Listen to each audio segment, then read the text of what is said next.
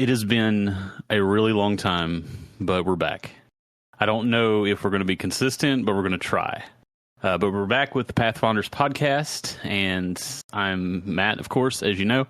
And today we are joined with Jeff from Canada, aka Corporal J. Pederson. So we're going to get to know him a little bit better, and then we're going to talk a little bit of something about some things that happened in the past. But I'll just kind of like preface that with, we're not going to talk negative about people. We're just going to kind of talk like general feelings, things like that. But how we feel about certain people is kind of irrelevant to this conversation, so we're just going to leave that out. So with that, let's just get started. Jeff, how you doing? What's up, Matt? Good, man. Happy to be here. Honored, actually. I knew these podcasts. Well, honored. You know, maybe that might be a little strong, but anyway, I knew about the podcasts. I know they were a thing in the past, and yeah. I'm happy to be here anyway. Yeah, they've been on me about bringing them back, and I've just sort of been dragging my feet a little bit. But it's something I enjoy doing. I like to get to know our members, particularly some people that like I didn't like start the unit with, and things like our newer folks. It's a nice way for me to get to know y'all and hear about y'all's backstories, and that's where we're going to start out. So just tell us a little bit about yourself. Be as specific. We want to know mother's maiden name, all those fun things. So okay. Make accounts. But just anything you want to tell us about yourself, where you're from, what you do, and then tell us how you got into Day of Defeat Source. Sure, man. So I'm 32 years old. I live in northern BC, pretty close to Alaska. As people have mentioned by my ping. I work in oil and gas, so there's a gas plant in the town that I live in, and I'm what's called a warehouse technician. So I send and receive orders, I issue out personal protective equipment, that sort of thing. I've worked in industrial environments my whole life, basically. Anyway, my hobbies, what do? I do lots. You like Lego? Yeah, I fucking love Lego, man. I've got a dedicated Lego room, actually. That is amazing. Yeah. And living where I do, I'm pretty fortunate that there's a lot of good outdoor activities. Like I'm super into hiking. Recently, I've gotten into kayaking. Firearms are another big one that I'm into. Been into those my whole life. I'm married, and together, my wife and I, we have no kids, but we have 3 cats and 1 dog. I'll forgive you for the cats, but that's great that you had a dog. What kind of dog? He's a little miniature pincher. He's a tiny little guy. He's 15 years old. He's got no teeth left, and his tongue hangs out 24/7. He's adorable. Have y'all had him his whole life, or did y'all get him like halfway through? Yeah. I got him 7 years before my wife and I got together. So yeah, since he was a puppy. Man, so he's been with you. So if you're 32 and he's 15, he's been with you almost half your life. Dude, I know. I thought about that recently, and when you put it that way, it's going to be tough to lose him one day because he's starting to show some real aging. He's lost. I don't think it matters how long you have him. It's tough to lose. We lost one a couple years ago. Sorry, and it was tough. We only had him for like 3 years. Had him from a puppy, and he got sick, and we had to do the humane thing, and but it was really, really hard.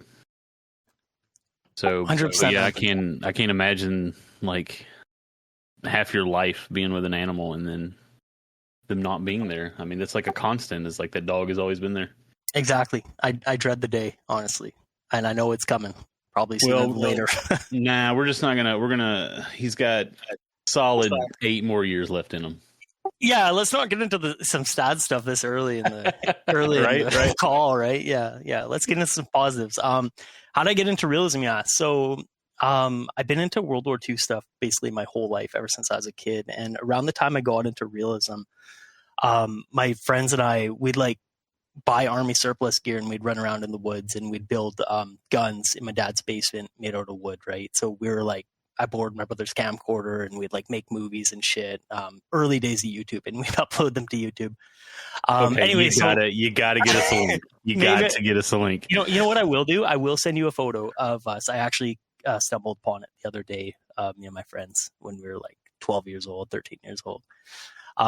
Anyway, when Dodds came out in 2005, I want to say, I had already been playing it. Well, DoD 1.3 on my brother's computer. And so I started playing DODs, and one of my buddies who I used to run around in the woods with, playing World War II, he told me about this realism mode, right? And I'm like, what's that? I checked it out, and it's like, oh my God, this is just like the movies, man. We're receiving orders, we're executing orders. This is the coolest thing at 13 years old. And like, I found a community in it. It was, I don't know if you remember it. It was the 506 PIR. It was one of the earlier units.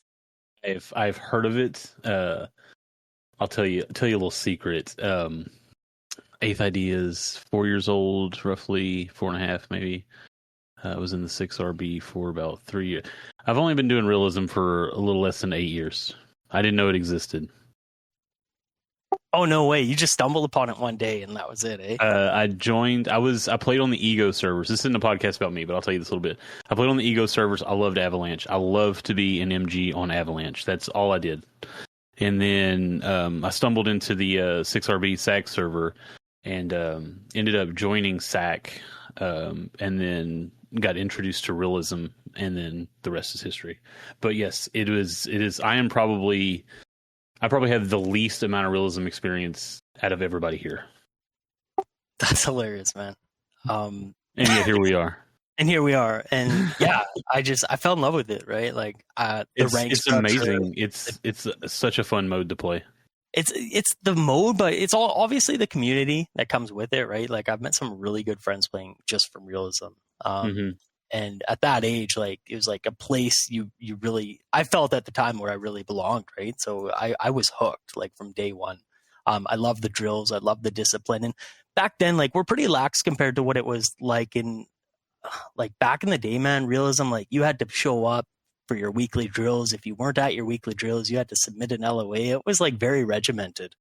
Well, that was back when units had like 300 members, so you could be that way. Exactly. And if you weren't their way, they would just find another recruit to replace you the next day. Yeah, I mean, if you want to be in the scrims, you have to show up and do the things, or we have 200 and you only need 16 people, so I mean, you got 250 people that you can choose from. Yeah, if you don't want to participate or do your thing. We don't have that luxury anymore. Now it's just like pulling teeth. Exactly, man. Yeah, so that's my story, man. I did that for a few years, and then there was I did that for a few years, said goodbye to those guys. I didn't have a computer for about 10 years, and yeah, and then I found the 6. So that's my story. Yeah, I played a little bit of the Dodds or the Day of Defeat, played a little bit of Dodds, and then but I was really into like Medal of Honor Allied Assault. That's like what really got me hooked into first person shooters was that game. But I completely understand about not having a computer for 10 years. When my kid was born, I turned off all gaming things for like 5 years. Like I didn't play any single gaming thing. And before then, I was in an Xbox 360 phase of my life, where we were playing Call of Duty every single night. We would work together, like all the guys that I worked with. We would work all day, and then we'd go home and then jump on Xbox Live and play Call of Duty with each other all night long. And so that's what we did. But when I had my kid, I turned it off and then never turned it back on. Until I decided to come back to play Dodds. It was essentially the same thing for me. Yeah, I just didn't need a computer anymore. And then suddenly I did for work, and I got one, and for the hell of it, I reinstalled Dodds. And then, dude, I launched up Dodds, and it was back when you guys were still in the 6, and it was my first time playing realism in 10 years. And I had such a good time. It was like reliving all those memories again, right? And there was this one guy who I now come to know was obviously Castle, and he's like, Jeff in Canada, man. Dude, Yak. He was Yak at the time, I'm pretty sure, but you know how he speaks, right? He's like super into it. He's really intense. He's like, interlock and fields of fire. Yes, corporal, blah, blah, blah. Like, I love it. I live for that shit. Like, that's but his headphones are totally on backwards. I firmly believe that. If Castle calls right side, they're coming left every single time. Never fails. Yeah, exactly. So anyway, playing with you guys that night, it was like, the night I reinstalled Dodds, first time in 10 years, I was like back into Dodds. And then, I came back like a week later and everyone was gone. I'm like, what the hell happened? Yeah, we'll talk a little bit about that later. But yeah. But yeah, man, it's something about it. It's just a lot of fun. I mean, the game itself is the hype, the fast pace, the simple, like you don't have to like level up weapons or unlock all the different things. It's just like the simplicity of this game is just, I think, is what's probably carried it as long as what it has. Yeah, I know it's such a cliche to say they don't make them like that anymore. They don't make games like really Dodds don't. No, 100%. And like, if you haven't come back to Dodds and used to play, you will eventually, guaranteed. Just, I keep telling myself one day I look forward to uninstalling this game. But I don't know if that'll ever happen. I mean, this is just like the game. Like you said, you just always come back to it. It's like you're gonna see somebody on your friends list playing Day of Defeat Source in like 10 years, and you're gonna be like, is that still a thing? And then you're gonna get on and you're gonna find one server that's got like people in it, and you're gonna play it and you're gonna get hooked all over again. Never fails. 100%, man. But yeah, but that's neat. You were kind of like a Dodds guy, and you were into the realism back in the olden time. It's like what I like to refer to it as. But no, it's like, I regret not being more into Day of Defeat and Day of Defeat Source back when it originally came out, because I think I would have loved realism back in the heyday. I think I would have really, really enjoyed it with the more competitions, the more units, and just, I think it would have been a good time to be a part of Dodds, and I regret missing out on it. But yeah, you missed out on it. I do not regret everything that we've done. No, exactly. Since I found it. That's exactly what I was going to say. Like, you along with the rest of the command staff, they've also carried it further than it probably would have gone if it wasn't, certain individuals in charge. Like, Dodds might have been dead sooner, you know what I mean? I mean, before I joined the 6th, from SAC or whatever, I played on the 6 SAC server for quite a while before I actually eventually joined SAC. And like, I didn't ever see anything about them talking about open realisms or anything. And so I don't know how often they were doing it. But when I swapped over, they were doing them like every so often. And I was like, why are we not doing this every single week? It's like, so let's just give it a shot. Like every Friday, we're just playing realism. And then Friday turned into, we need to add another day because we're getting a full server and we think we can handle another day. So Friday turned into Wednesday. And then, so we're going to go 3 days. So Friday and Wednesday turned into Sunday. And then here we are, still doing the same things. Right. Here we are. Every single week. Death, taxes, and open realism at the 8th ID. Yeah, that's right. The only thing in life that are guaranteed. Exactly. But yeah, I mean, I just love it. I love the people that I've met. I've met some lifelong friends through this that, like, even after that, I mean, let's just be honest, that inevitable day when Dodds is done. As far as like the realism aspect of it, like there's people that it's like I'm going to keep in touch with even beyond this game. So it's just it's crazy how it's pretty much changed my life, honestly. Oh, certainly, man. 100%. Like, yeah, same with you. Made so many friendships. I've already made some in the 8th in my short time here, but I have many left over from the 6th from my time there. Yeah, you keep bringing them over. That's great. Keep them coming. Keep them coming. Yeah. Goosecock, Riam. I think I'm going to Goosecock Vancouver. is so fun. Dude, he's hilarious. I'm going to Vancouver at the end of the month in September, and I'm going to try to meet up with Goosecock and Riam and meet them in real life. Haven't yet. Oh, nice. I've gotten to do a few of those. That's a lot of fun. That's meeting some folks that like putting faces to voices and just like hanging out in real life. Yeah, that's a lot of fun. Yeah, I'm really looking forward to that. All right, so let's talk a little bit about the 6RB. I will say this: there is something from the 6RB that I think is kind of funny that I like to like brag about a little bit. That it's I actually, believe it or not, I actually got to play an official scrim with Fitzsimmons on the team. No way. Yes, way. There was one time where we were playing the it wasn't the 3TE. There was this other German unit, and we didn't have enough people show up, and So the guy that was leading just messaged Fitz, and Fitz came in and he played in the scrim. Broke every rule imaginable when it came to official scrims. He talked when he was dead. He talked in spectate. But it was just like, here's Fitz playing in a scrim. It was just so funny. Oh, dude, it's very similar that I had the same thing, but with Adams. I never saw Adams. In my time there, I did 15 matches, and Adams was in the first match I ever played in because we just needed a 10th guy, and so he filled in. And same thing, probably didn't break as many rules as Fitz, but he was just kind of a body, right? And it was cool to see him. Yeah. At that point, I was a PFC, and I hadn't seen much of Adams. I'm like, oh yeah, okay, cool. Senior officers involved. That's cool. And then I never really saw much of him after that, other than in Discord voice or whatever.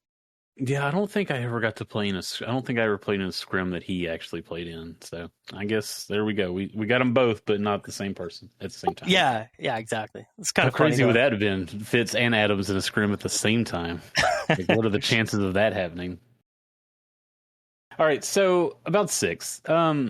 It's no secret that there was some falling out with a large number of us. As you said, you were there one day, and then next week everybody was gone. So I mean, obviously there was a falling out. I don't really want to get into that. I think that we've discussed that ad nauseum. I guess that's how you say that. And but kind of what I want to know is, like, what was it like coming in, like, after the fact? Like, I don't know. That's just one of the things. It's like, I didn't like dwell about like the Six or what they were doing, or I knew that I knew that we weren't ever going to compete with their pub. I mean, because 6RB and MRB and for 415, I believe, like they dominated the pub market. There's just not the player base for a fourth pub. So I wasn't too concerned with like anything they doing interfering with what we wanted to do, and anything that we were wanting to do interfering with what they were doing. Because like we all left. I mean, it is what it is. But like, what was it like coming in like after the fact? Like, dude, it was so weird. It's gonna be different for me than it would be for other guys that were around in the community, because I'm gonna try to refrain from naming names, but like there was one guy, he came from SAC to the Six. So he had experience like with that community. So for me, it was kind of weird because I had a lot more questions than I ever got answers. Like, where did everyone go? First of all, I was just here last week. What happened? And I kind of got all different sorts of answers, and then fell for some propaganda here and there. I don't know. I never. It's hard to say, man. There was just a few of us that had experience in realism units. Like I had mentioned before, when I was 13, I was in one. So that's where my experience came from. I know Hull, he had experience in the first MRB. So it was just like a few of us just trying to make whatever was left of the Six work. Mm-hmm. And so we were just figuring out as we went, if that makes sense. Yeah, I mean, it does. I mean, and from what I could tell from the outside looking in, I mean, obviously I left the Discord. I never really went back to playing the servers except under an alt account to troll a little bit. Nice. So, I mean, but I know it's like a lot of things moved away from the forums and moved like strictly to Discord, which, you know, would be a dream. I don't feel like moving everything. But like, no, man, everything on Discord would be just like amazing. Yeah. I've done both. I am so nostalgic for forums. I love forums. Please don't ever drop them. Well, my thinking is it's like the forums, that's for like historical things, like things that we want to like hang on to. The OMPFs, what we call the old tour duty folders. Like things like that just belong on the forums, the sign up sheets, the AARs, just things that like you just want to keep like that historical record, because like even if the forum company went out of business, it's like I pay for that hosting.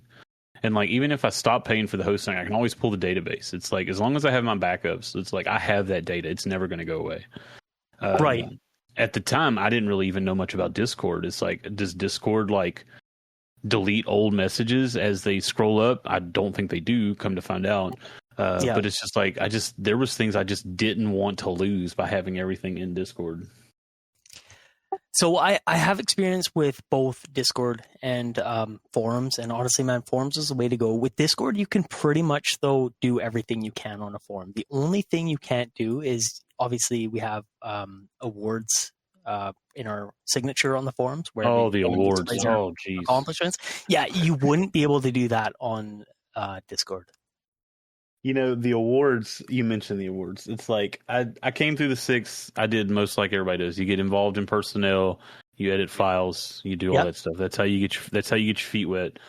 So I've done all that, just like you have and a lot of other people have. It's like, I hated the awards. Like, I hated doing AARs, or I don't remember what we called them over there. After action reports. Okay. So basically the same thing. Yeah. Except here, it's like I hated doing them. Yeah. I hated going through the things. I mean, I think by the end of my tenure, I was just like, we had the thing where it's like up to like 6 or like every 3rd, 5th, 7th, whatever. We had that all that there too.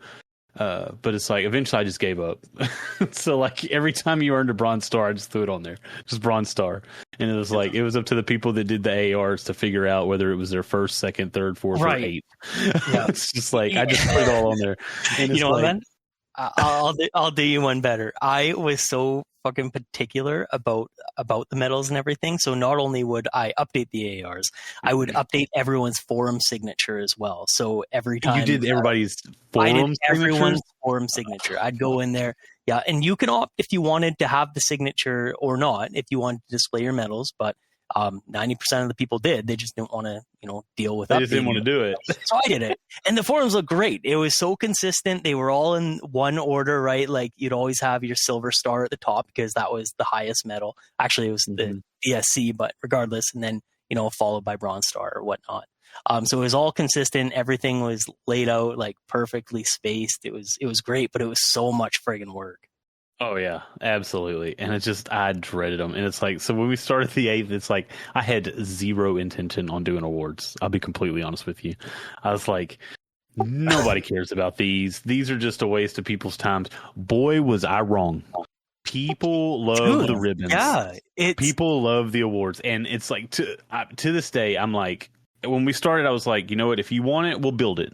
It's like, if you don't want it, we're not gonna put the effort and the time into doing it. And people wanted the awards, and I was just mind blown by how much people actually like those things. Yeah, it's like it's a picture on the internet in a video game. It's like, why is it? Well, no, it's so much more than that. It's something you can look up on one day and be proud of. Oh yeah, I remember that time I got that silver star and I killed 10 guys against the 3T in that scrim. And so you were right. I am exactly that guy. Right. You were exactly right, because when I got my first like star like that, like I think I got a bronze star. I'm not really sure.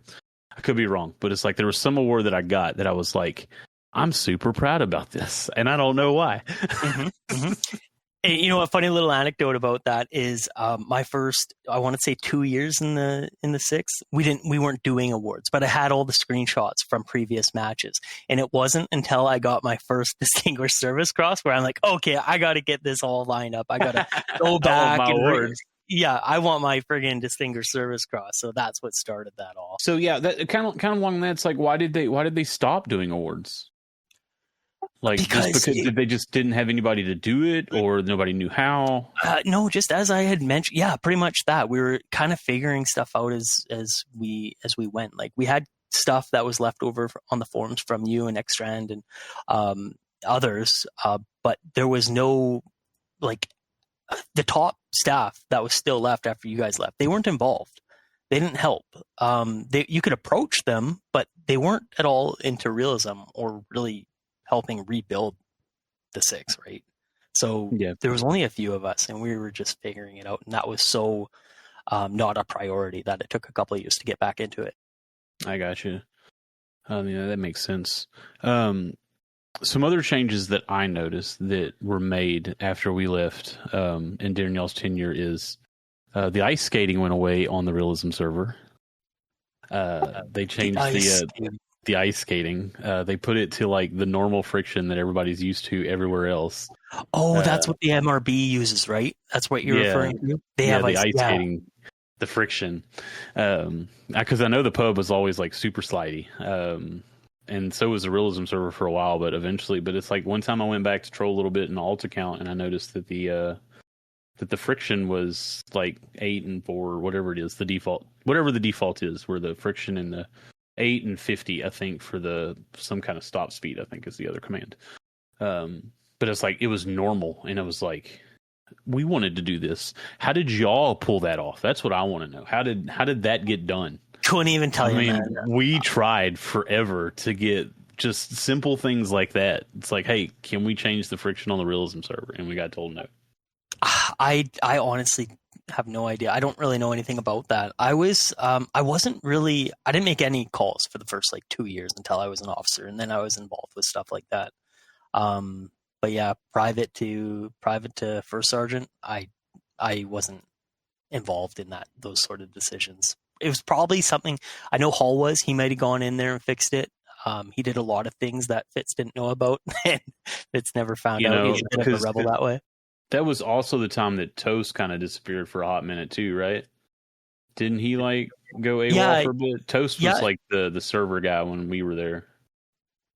Yeah, exactly. So Toast, I didn't see Toast for my first couple of years there.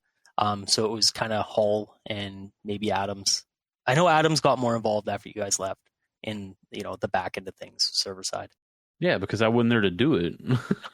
yeah, exactly. So I don't know. I don't know who exactly fixed it or who approved it. I wish I could tell you. I mean, it was just crazy things like that. It's like, man, we wanted to do that. How did y'all pull that off? Why couldn't they let us do it? So it's probably Hall probably just did it and didn't tell nobody. Yeah, Hall did a lot of things like that. Hall just didn't care. Hall wasn't. Hall was pretty cool that way. He's like, oh, fuck it. If the old man finds out, he can fucking yell at me. I don't care. I love Hall, man. That was one of the things that kind of how Pederson was, because back in our time too, there was that rule that it's like, if the pub is not full, realism's got to end. And Pederson was like, no, we're not doing that. And so like when Pederson was captain, Pederson took that basically on his shoulders and like dealt with Fitz about that. And so we didn't ever have to deal with Fitz like getting so angry about us not shutting down a realism to fill the pub back up. I know, man. I was always on the forums. Like I was reading topics from years prior, and I read everything. And I read in the officers' lounge, Pederson replying to Fitz. So yeah, I know what you mean. He stood up to him in the forums, and I'm pretty obviously in game or on voice chat, but I saw it on the forums myself. Yeah, Pederson was good about that. Pederson was good that we didn't have to deal with Fitz. He just handled Fitz, and we just played realism. That's all we really wanted to do anyway. Yeah. So I guess what was the turning point for you and your boys that y'all just had enough and y'all wanted to do your own thing? There was a few, man. Like I would say the very first, I describe my time in 6 as like a chip in your windshield, like at first it's just a chip and it's kind of there. You just notice it, and then it gradually, gets bigger and bigger until the glass cracks. And that's kind of what happened there. So like the first chip I'd say I want to say it was like 4 months into my time in the 6, and I never even met the guy, so I don't even know if I'm saying his name right, but Rote, is that right? Mm-hmm. Yeah, Rody. Yeah, Rody. He posted to the forums his side of the events that transpired, and that topic wasn't up for very long. I want to say like 10 minutes before somebody nuked it, but I saw it. I'm sure that wasn't up for long.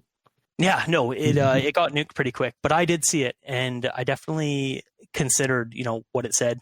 And so, of course, I'm being told, hey, if you saw it, just ignore it, it's lies, blah, blah, blah.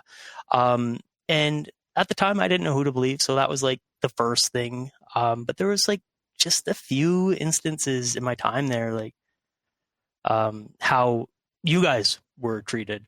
I saw a guy get banned because he said, I think it was Sherman, actually. I'm pretty sure he was telling Tiger, was that right? He's like, Tiger, we have 8th now, and he got banned. He got perma-banned for saying that from another member. Look, Sherman.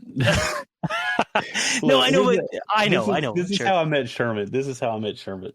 I met Sherman on a open realism on the first MRB server, right? And in the middle of this realism, Sherman, of all people, like, this is first MRB server. How do I join the 8th ID? In the middle of the MRB open realism. And I'll never forget this. I'm dead. I might as well just be on the floor in my room here because I'm laughing so hard because that is so funny.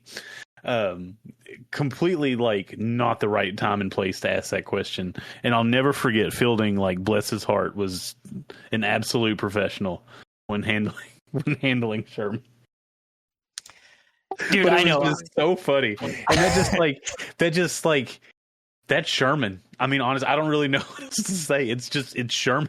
No, I know. And that's why, like, I had played with him only a couple times before that, but, like, I knew this guy wasn't just here to troll, but he got permabanned right then and there, right? So things like that, where it's like, man, what is going on here? I don't like this. And then, Pipes was another one. There was just a few guys that just, like, boom, you're banned.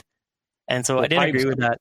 Pipes went on a crusade against one of their members, so I can't say I fully I kind of understand where they came from, because, man, that dude went on a crusade, and he was 100% right. Like, yeah, when I saw this stuff, that dude is like, yeah, it was like, that dude is cheating.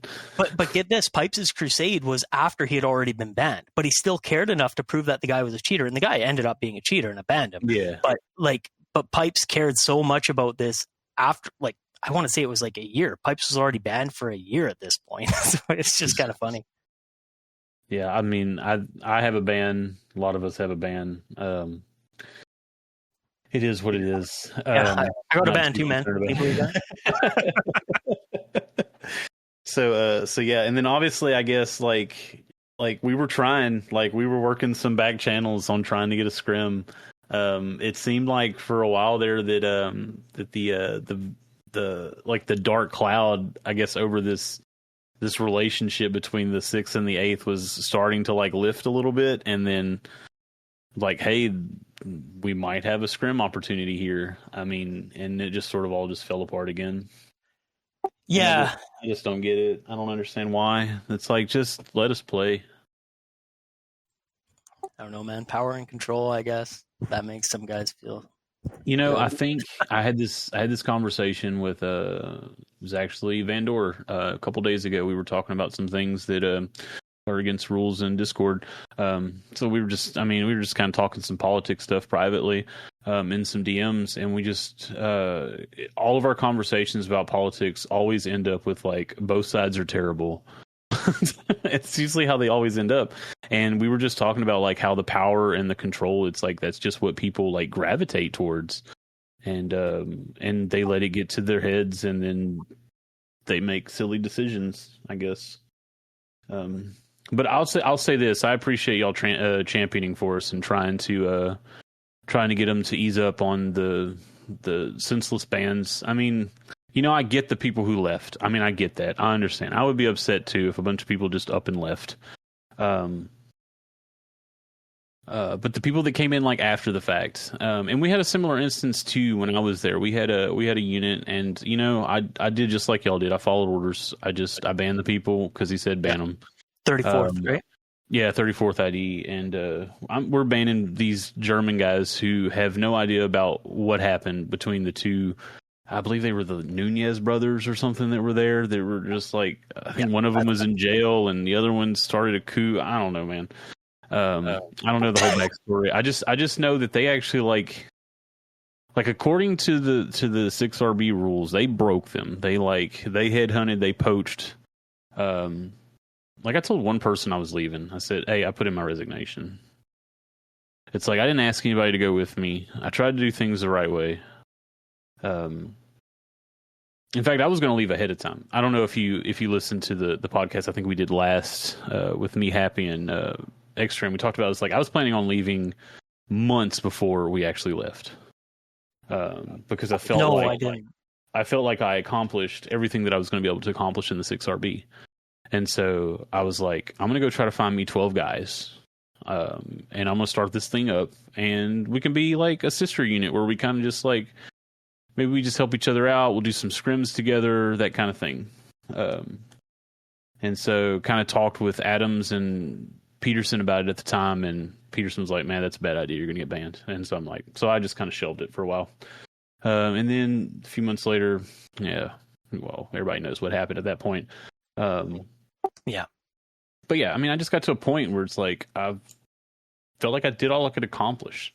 But I do tell people it's like I don't regret my time in the 6RB. I wasn't aware of the reputation that the 6RB had until I was out of the 6RB, if that makes sense. 100%, man. I mean, it's an old unit. It's an old unit. And like the people that, I mean, they were probably around back when you were 13 in the 506 or whatever. Yeah, exactly. And it's like, I think even back then, like towards some other organizations, some other communities, it's like they weren't everybody's favorites, I guess, to be around for whatever reason. And so I just don't know. I don't know what contributed to that. I wasn't there. I can only speak from the time from when I was there, and there's a very large ban list over there. And so I mean, I can understand that. I can understand that they've made some enemies along the line in their tenure. So it kind of makes sense, but it's like. But like you said, you have those few moments. I mean, it was a perfect analogy, the crack in the windshield and just like watching it grow. I mean, geez, that was actually really good. That was perfect. I mean, it's essentially the same thing that we had. It's like first it started off with like someone getting yelled at about some custom maps being played too many times. And then it turned into this, and it turned into this. And like you said, that crack just like the fracture just got bigger and bigger and bigger until finally it was like, I'm too old for this shit. You know what? I'll tell you the final thing that did it. All right. I get a Steam Friends request on one day, and it's from Garza. You know, our Garza. This was about a month prior to me leaving. She sent me the friend request, and a couple of weeks later, I reached out to her and say hello, and she was like super nice to the point where I was like suspicious because it's like, oh, this is an 8th ID person. Why are they being so nice? She wanted to chat and like set up a voice call. So we talked just like we are now, and like the whole time I'm like suspicious. I'm like, fuck, what is going on here, right? Like I tried to play it cool, but like I'm like worried that she's recording me and it's gonna get back to 8, then it's gonna get back to Fitz, and I'm like actually nervous. And I'm like, man, it was sort of a bit of a self-reflection where I'm like, I'm a fucking 30-year-old dude. Why am I nervous about some guy that I've never even met, that this meeting is going to get back to him? Like, why am I so worried about this? I'm supposed to be in a gaming unit having fun. So I decided right then and there, me and Garza had talked about a potential match. And if it couldn't happen, I knew I was done. I said, I'm here to have fun, and this is not fun. Yeah, Garza's unique. She still had some friends on the inside. And so, she still had people she talked to, and like they let her play on the pub without really giving her a hard time about her tags or avatar or anything like that. They just let her play. They just left her alone. I mean, Garza did a lot for the 6RB during her tenure there because she was like, I think she made it all the way up to major, I believe. A lot of what we did, she created, and it like carried down, and like we changed some of it and adjusted as like the Dodds culture, I guess, changes, and you don't have 300 members anymore. But like the core of what we did, like she helped like that foundation. And so she still had some contacts over there, and so she was like, I'm gonna give this a shot. And I was like, hey, if it ends up in a match, fantastic. If it doesn't, there's nothing different than what we're doing now. It's like, I mean, yeah, you lose nothing by trying. It's like, I can't do anything about our guys getting banned. I mean, we tell everybody, it's like, hey, look, there's some history. This is going to happen. I mean, we're a lot more lax. We were a lot more lax about like our tags and avatars and stuff, because we know it's like if you go in there with our tags on, you're going to get banned. So like if you have to go in there and play because there's nowhere else to go play, then go ahead and take your tags off, because it's not. It's like, to me, it's like these tags are important to me because they symbolize like what we've built here, but also letting people like still have the freedom to just play a game and have fun. That's important too. And if my tags interfere with that, then take them off just to play the game, where if that's the only place you have to play the game. And so it's like, I would rather that than see you get banned. Because to me, that was more important. It's like, I just want people to be able to play and have fun. Because like you said, it's a game. And it's like, kind of going with what you said, it's like, why? And it was like constantly, no, you're not being able to scrim. And we're getting told no all the time. And Joffo was like telling Laz, I'll see what we can do. No promises. A lot of people was like, no promises, but I'll talk to somebody. And I'm sure you all hit nothing but brick walls. But we do appreciate y'all trying. Yeah. But in the back of my head, it's like, why are we even asking? Exactly. We're all fucking adults we're here. Adults. And surely there was other ways to do it, right? Like that was another thing. Is one idea that was brought up was like everyone goes offline and just takes the tags off their name. We get in a server with you guys. No one will know we're ever there. But we ended up not doing that because, fuck, what if it gets back to the top dog, right? Then we're gonna get banned or for mutiny or whatever, right? Yeah, and look, I was there. I mean, I lived that life for 3.5 years or so. It's like, I don't know what it is about it, but it's like this guy, he's in charge or whatever. We got to do exactly what he says. But like the older I've gotten, I'm like, it's a video game. I'm gonna do whatever I want. Yeah. I mean, yeah. I mean, I'm not gonna let. And so like, I've tried to use Fitz as a method and a example of like things not to do. Like it's no secret. People go play Dodds, they don't put their tags on. I mean, yeah, I could throw a big fit about that, but why? What's that going to cause? It's just going to make me look childish at the end of the day. Yeah, sure, I wish that people would remember to put their tags on after they play another game before they go play Dodds again, but look, I get it. I mean, it's not that big a deal at the end of the day. But it's just like, just keep showing up on Wednesdays, Fridays, and Sundays, and we're golden. I don't want to be an adult telling another adult where they can and cannot play a video game. Because that's dumb, in my opinion. That's dumb, and that's where you came from, and you know what it's like to be. And so it's like, and so that was always in the back of my head. It's like, why are we letting this man tell us we can't play a video game together? Yeah, like, who is him? Who is he? Who is he to say this decision? Well, my thing is, he wasn't involved, right? So that's especially why are we even listening to this guy? Like, all he cares about is the pub, and yeah, that's I mean, not that's no secret. I mean, he'll tell you that himself, that he does not care about realism. Exactly. So why are we letting him dictate who we play? Because the pub made the money. The pub brought in the donations, and so yeah. So that's how the 6RB stayed afloat back when I was there. It was like the pub brought in the money, and so I get it. The pub has to be important, but you know, like half your community is realism players. Let them play realism. Otherwise, what's the point? You know, exactly. And you got to give him credit where it's due, though. Like he has kept that pub afloat longer than. I mean, honestly, the secret is fill it up with Europeans. I mean, honestly, yeah, give guys admin. I mean, if you can get the pub during the day, which is the Europeans, because we're all at work at the time. If you can get them in there, and it's like, and having admins, like a pub is not hard. You just got to have admins in there, because for some reason people like it when admins are there to take care of problems immediately. Obviously, it just takes like 6 to 8 guys. Just get in there and start playing. Pub will fill up. Happens most every time. Our problem is our pub is hard. We have a hard pub. It's like, yeah, people are gonna think everyone's hacking because the average skill. Yeah, I mean, it's like you're gonna get John Doe off the street who just bought Dodds because it was on sale for 99 cents sees a full server with a bunch of people with some military tags on. It's like, oh, okay, what's going on here? And then he's going to come in and get slaughtered. He's not going to hang around. I don't want to hang around if I'm getting slaughtered because it's not fun. There's no point in playing a game if it's not fun. And so that's why pub has always been hard for us. But on the flip side of that, it's not fair.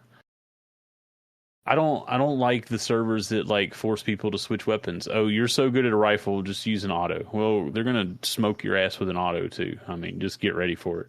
I don't believe in that. I just like let people play the game how they want to play the game.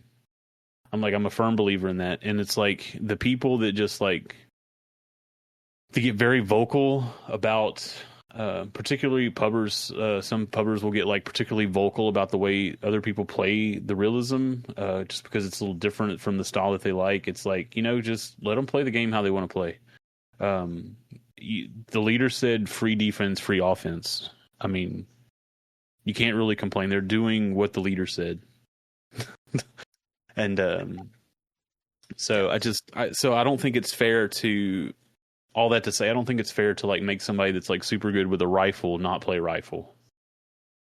So, I mean, I never did figure out. That's like the one thing that I did never figure out is like, how can a highly skilled pub be like, how can we keep that going in 2025? And I never found a solution for it. No. And the thing is, there's so few of those such highly skilled players that, it's going to be tough to fill a server. That's the other thing. Yeah. So I don't know. It's 2025 for a game as old as Dodds. We tried it too after we had left this the 6, right? We formed the 63rd. We tried to do a pub. We tried with bots. Nothing really worked out. Consistent seating. We got kind of close some days. We got the server full maybe once or twice, but it is just so hard to do because the servers that are out there's so few of them and they're really well established and guys have their routines. It's the same guys at 6 a.m. Pubbers are people of habit. Exactly. Like even when I was in the 6RB, very rarely did you see people like go over to the other pub. Like you knew who was coming to play on the 6RB pub. Like some of us, we would go play over there because I mean, like even after we left or whatever, like we started playing at the first MRB. And so, like, we knew the pubbers that we played with at the 6, but when we went to go play in the first MRB pub, it's like, these are whole different people. And so it's like, people find a server that they like. For instance, me and the Ego Avalanche 24/7 server. Like, they find a server that they like, and that's what they're going to go play all the time. Yeah. Unless it's full and they really want to play. Yeah, as long as somebody's playing. If they really want to play, they'll go play somewhere else. But it's like you'd always see the same people, and then they always end up in SAC. So, yeah, inevitably, SAC are really good at recruiting. And why do they get? Well, I mean, they got the number one recruiting thing for Dodge 2025, a guaranteed spot on a full pub. That's true. That is so true. That's what they got going for them is a guaranteed spot because they'll kick to make room for a member, and you don't have to salute. Yeah, apparently you don't have to salute. So I mean, they had like the best thing to sell Dodge with in 2025, a guaranteed spot. And so that's what suckered me in was I wanted to be able to play whenever I wanted to play. And so like I could just pop in Discord and be like, hey, could somebody make me a spot? Yeah, sure, give us a second. All right, go ahead, click in. So I mean, it's like it's just that easy. And they're so loyal to it too. They'll, even if you don't get the first spot or the second, they'll kick a third guy to get their member in. You know, whatever it takes to get the guy who hit the tags in. Yeah, and see, we will kick for a member, but we will not kick until after the realism match is over. Like right. if the server's full, you're gonna wait till the map is over, and then we'll get you in because more than likely somebody's gonna leave anyway. Because like the way I see it, and I could be like completely wrong in my thinking, it's like we need those pubbers just as much as we need our members. Like, we need those folks to still come play, too. We still need Loner. We still need Heresy, unfortunately. We still need all these guys to keep coming every week to come play. Hey, man, you didn't mention the best one of all. Bob. Bob, good old Bob. Everyone's Bob Barker. favorite Bob. Dude, that guy is something else. Oh man. The clip that I got of him singing, I got the whole conversation of him being past mid and like everybody trying to get him to come back. And it's like it's so funny. Man, you got to do one of these shows with Bob. You got to get him in here. I've thought about bringing some pubbers in, but I still got so many members to go through before I do pubbers. That I got Tweak on deck next, so we're going to see what the Iron Sight God insight has for us. So I'm really looking forward to that because Tweak is like an assassin. I'm telling you, it's like he's just quiet, and then all of a sudden he will just drop something like so funny or so sarcastic, and you're like, who is this guy? And so I'm really looking forward to a conversation with Tweak. Cool. I'm looking forward to it. All right, so like, seems like our tenures at the 6RB, I mean, kind of ended the same way for the same reasons in some ways. We're not so different, you and I. And here's the deal, man. After we left, I played with you because I told you I met you as Jeff from Canada. That was your player name. Yeah. I played with you somewhere, and it's like, I was like, I'm going to talk to this guy. I'm going to recruit this guy. And then like, the day before I was going to do it, I saw you in 6RB tags, and I was like, crap. Yeah, I dude. missed my opportunity. Oh, dude, you know what, man? I often think, like, I'm so glad for my time there. I met some great people that I'm still friends with, but, like, I did consider coming over. There was some writing on the wall, even early in my time, where I'm like, fuck, should I just go over with the rest of those guys? What am I doing here? This unit's so small. There's only like 7 people. Like, they just recruited, and this is gonna ring a bell. Samo, he was in the 6. Yeah, Samo. Well, we didn't recruit Samo. No, but he was in the 6 thing 1-8.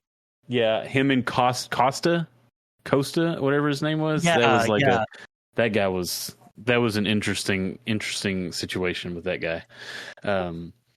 Yeah, well, either way, they were in the 6, and then they went 8, and I was thinking, fuck, should I do that too? Like, and I stuck around in the 6, and yeah, because that was our thing. That was our thing. Like even to this day, it's like if you come in with tags on, you're not going to get approached. Like there's folks that come in wearing some tags that we would love to have part of our community, but everybody knows that they're hands off until the tags come off. Come off. Or they initiate the conversation. Like, if you would have come to one of us and been like, hey, I'm kind of thinking about jumping ship. This is what you would have been told.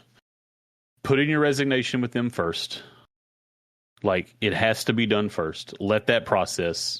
Give it a few days, and then put in an application with us. Like, all those timestamps need to line up. Otherwise, we're going to get accused of poaching. You're going to get permabanned. I mean, you're probably going to get permabanned anyway, but it's like, at least this way, like, there's like time-stamped proof that we did things the right way. Yeah. Do your due diligence. But yeah, at least that's my philosophy. I can't control what happens in people's DMs, so I don't know.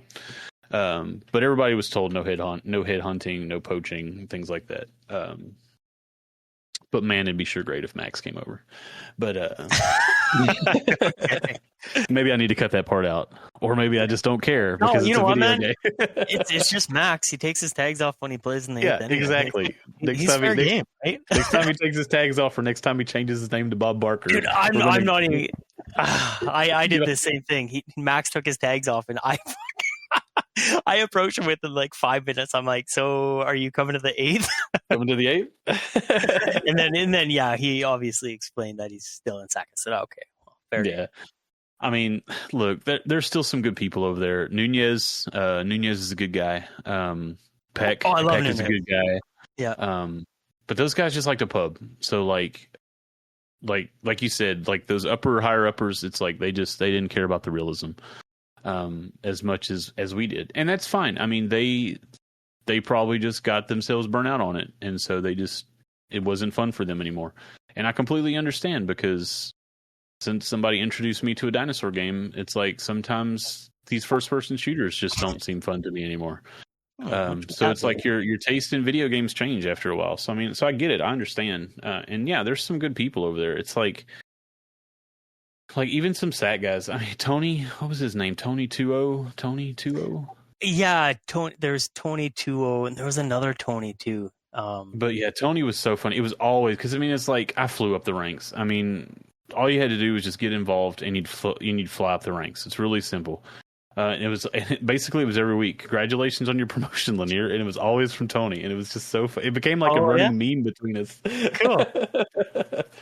So yeah, so I like Tony, and that's and some of the other people that I really liked over there, and it's just like, and yeah, sometimes I miss playing with those folks, but there's some I definitely don't miss playing with.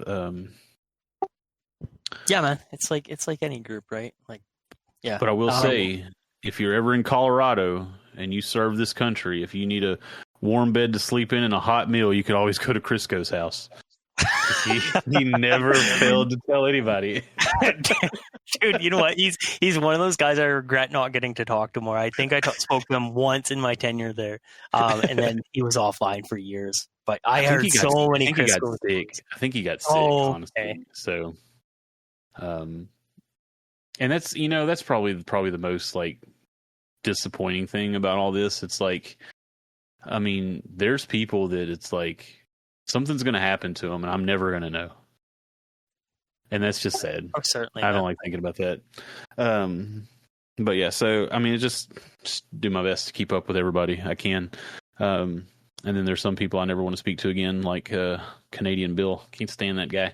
I don't know if y'all ever dealt with him, but I never dealt with Canadian. I pubbed with Canadian Bill. I know the name.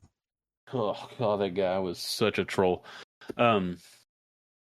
But yeah, I mean, I would look, man. The scrim between the 6/77th versus the 8th ID, man, that was something everybody wanted. It stinks it didn't get to work out. I mean, I kind of like the idea that you threw in Discord about finding some way that we can bring in enough of those old guys into with us, boost our ranks up a little bit, and then maybe we can have that as an 8th inner unit. Yeah, I think that'd be a great idea. That's an idea for a theme, right? I didn't I don't know. I didn't mean to anything by it. Like, obviously, no. I think it'd be. I mean, I think that's kind of what Moore was thinking. It's like it'd just be an 8th versus 8th thing, and I think it's just like. I think it's something everybody would have wanted. Now, granted, we would have won, hands down. Not gonna lie. No, I'm kidding. I'll argue this all day long, man. We had, I know. In the 8th, we got the Monty, we got Pipes, we got like Sky and Fear, and all those guys. Like, they're all fucking great. But man, we had some good players too. But you won't know that because we'll probably never play with them. They've moved on from Tots. Yeah, you'd have to bring Lau back in. You'd have to get Lau was really good. Get him to come back. Hull was deadly on a carbine, man. He could shoot that thing like it was a full auto. It was nuts, accurately too. He's scroll wheeling. That's what Fear does too. Don't let them fool you. They're not clicking. They're scroll wheeling. Or they got a macro. Like, I built a macro for my game to because you got to click to level up the little dinosaurs or whatever. And so I just built a macro that every time I hold this button down, it just repeatedly clicks. That's what does Fear think about this? Just don't tell him I said that. All right. This won't get out at all. That's so funny. That dude recorded himself clicking just to prove it. If you ask him for it, he'll probably give it to you. He's probably got it saved in his favorites on his phone or something. But no, he legit clicks. And so does Andrade too. Andrade was we used to call Andrade scroll wheel too because he was just as fast, man. But I think Fear might actually have been faster than Andrade as far as the clicking. I bet he wears a mouse out though. But yeah, I mean, maybe one day. You gotta convince all your guys to come over. Yeah, we could take Boy Garza. He'd be great to have. Boy Garza is fantastic, dude. He's a great player. Yeah, he's a lot of fun too. Yeah, he is. So yeah, I mean, if you can get all those guys to come over, we'll make it happen. We'll definitely make it happen. Yeah, hopefully one day. We'll have that 8-6 match that everybody wanted. We'll just do it. Dude, I'm not gonna drop it till it happens. It's gonna happen one way or another. We obviously aren't gonna be wearing 6 tags, but it's gonna happen in the spirit of it anyway. Yep. All right, look, so I told you 30 minutes, and here we are almost an hour later. So I told you this is what happens. It's just like we just let the conversation flow, and it ends up being a good time. Yeah, man, I've had fun. But Van Dor started this podcast originally, and there's one thing that he used to do. I'm trying to remember actually how he worded it. Oh yeah, he would always ask the question, like as far as like your celebrity crush, he would say something along the lines of like, "What celebrity would you want to sit on your lap?" And so I like that question, but I like to switch it up a little bit. Whose lap of a celebrity would you like to sit on? Oh man, whose lap? Whose lap do you want to sit on? Oh shit! It probably like oh dude, so many. Like, where do I begin? Probably like Jennifer Lawrence. She's just super cool. Fair. Yeah, like I feel you'd be able to sit on her lap and she wouldn't even, it'd be fine. It would just be natural, right? Yeah, this seems like something she'd be used to. Someone sitting on her lap. Yeah, right. She's got like that. You know what I mean? Just seems like something Jennifer Lawrence would do. Yeah. Really. Yeah, but I don't really have a clue. Maybe not. Probably J-Law. But yeah, okay, J-Law. And another thing that he likes to do, he always liked to for everybody to close out the podcast with a joke. The bar is not real high as far as like a quality joke, especially if you go back all the way to episode 2 and you listen to Rhodey's joke, and it was so bad. It was so bad. All right. This one's not great. That's okay. Okay, here we go. What's the difference between gonorrhea and chlamydia? I don't even know if I want to know. The taste. Oh, jeez. Oh, okay. Yep. And with that, we're going to call it a show. Thanks, Jeff, for coming on. Thanks for listening. I know it's been a while. I'm going to try to get these shows cranking back out with the newsletter. Now that the newsletter's every 3 months, I think that'll be a little bit more manageable to get one out with the newsletter. And you never know. Maybe I'll sprinkle one here and there without it being a newsletter release. So, Jeff, thanks again for coming. I appreciate it. Appreciate your time, all of it, the whole hour. But I know it's like 7 o'clock for you right now anyway. Yeah, man. Thanks for having me. It's been awesome. This has been a fun hour. And like my time on the 8th so far, I've only been in, 8 months, but like kind of wish it happened sooner, I'm having a lot of fun. You guys are great. Yeah, I mean that's I mean that's all we really want to do. Is like when this isn't fun anymore, I'm not going to be here. I mean that's just no, exactly. And we went over that extensively. Why would we be? Right? Exactly. I mean, if the game is not fun anymore, why are we going to play it? But for me right now, it's not so much the game; it's the people. The people keep bringing me back. So, 100%, man. All right, thanks again for your time, and we'll see you next time on the Pathfinders podcast. Okay, man. Thanks for having me. Take care.